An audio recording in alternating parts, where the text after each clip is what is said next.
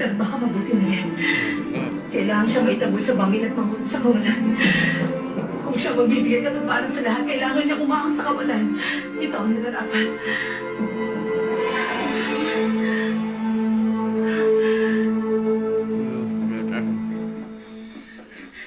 Ano nangyari po niya?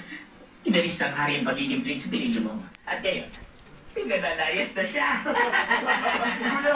Magandang balita yan. Naalis na rin ang pangamba na nasa puso ko. Beso, anak.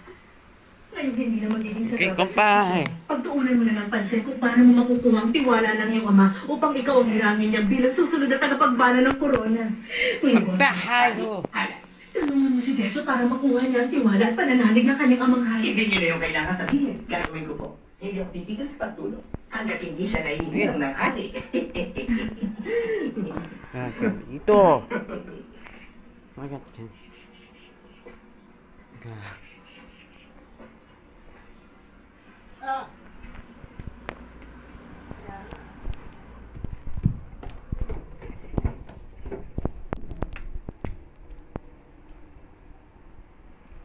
Pagsabi kay Ina, nandito ka na.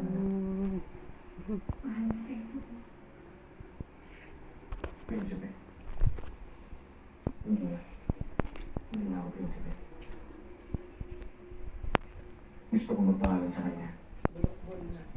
Ngayon pinaalis na ako ng palasyo.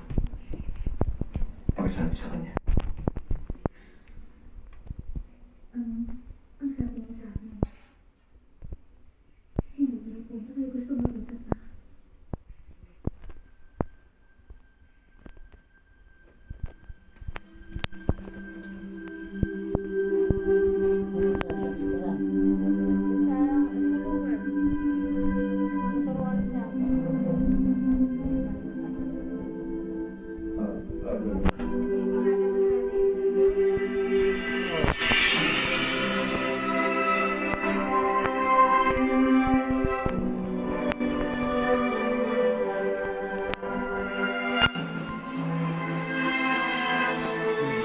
Jomo.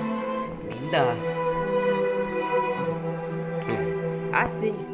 Ayan. Jenny. Joe. So. Sa. Juno. Aso. Iya.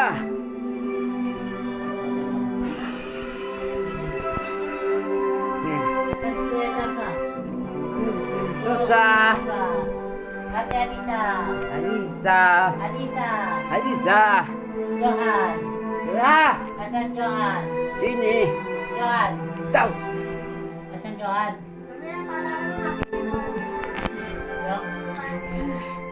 Ah, sige.